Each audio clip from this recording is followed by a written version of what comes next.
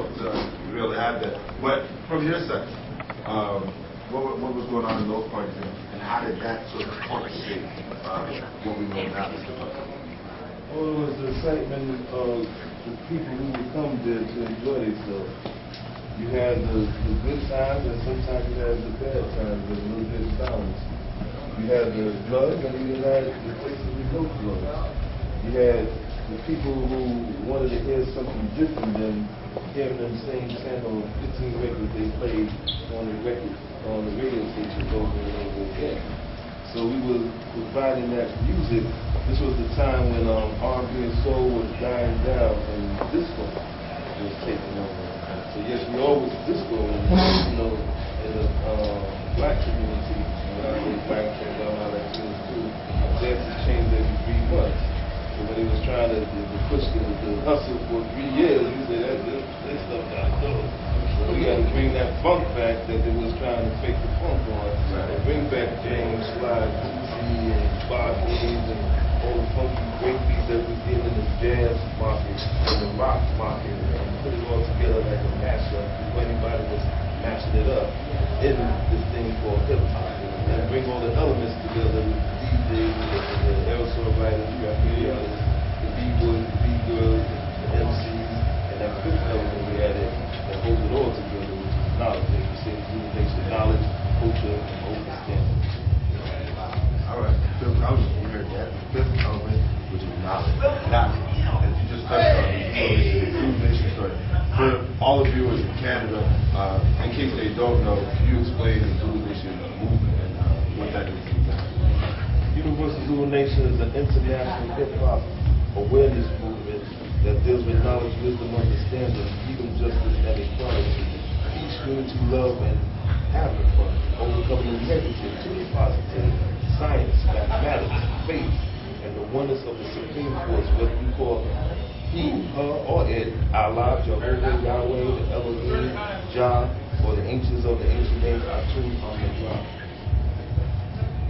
Yes. I just did get stuff right there in the building. I appreciate that. Nah, this is real, because for me, I grew up on hip-hop, so to be able to sit with you guys and just chop it up a little bit is definitely a blessing, you know what I'm saying? Yes, sir.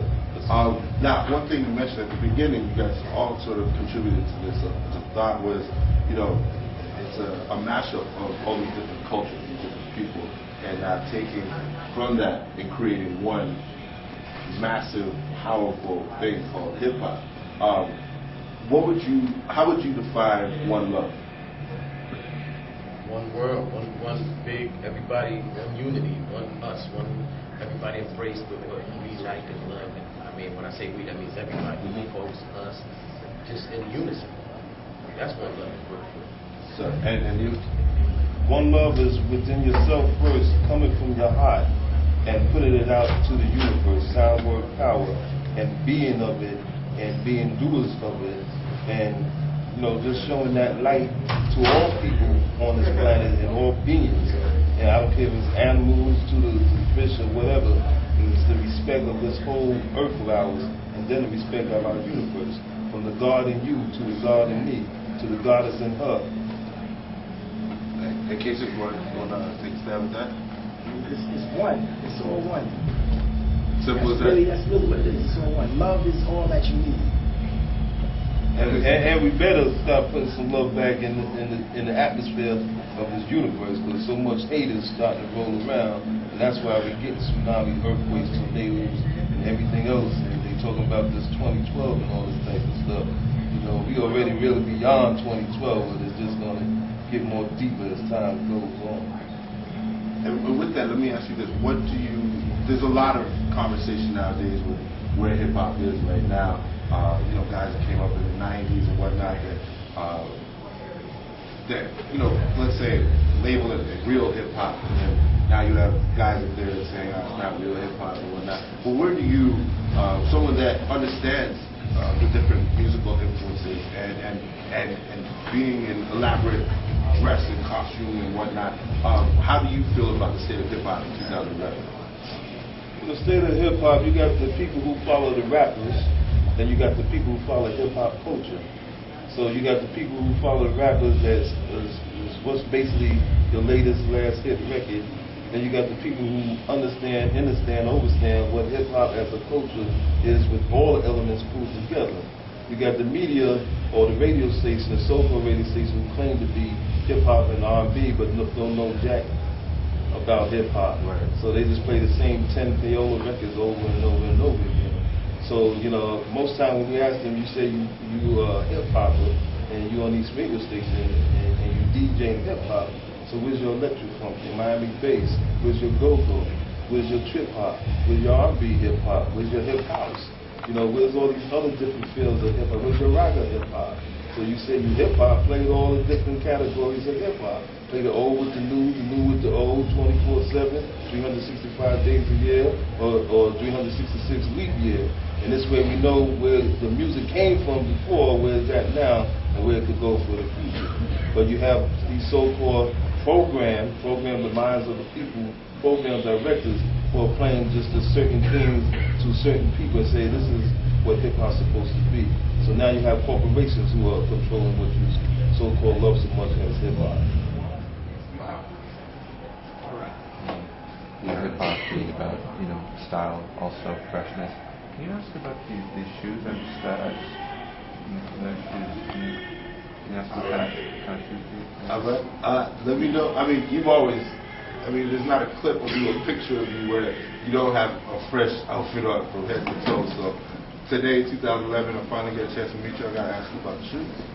Well, these are Zulu Nation sneakers that I have on, which is from the company of Circa.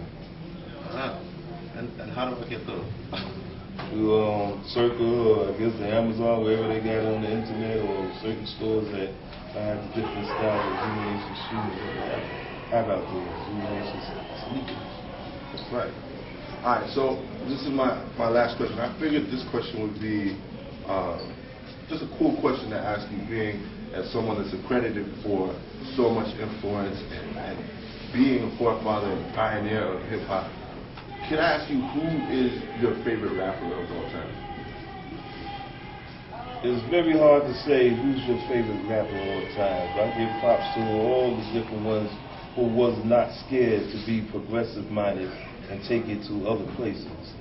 So respect to all those rappers who put in their work to bring all the different styles and tastes to this culture, this movement called hip-hop. Perfect. Man, thank you so much. Yes, sir. Thank you. Always. Thank you. Peace up. One love. Chris. We're T-Rex, Rap City, here with the legends, feeling good. Hope you guys are feeling good, and we'll be back right after this.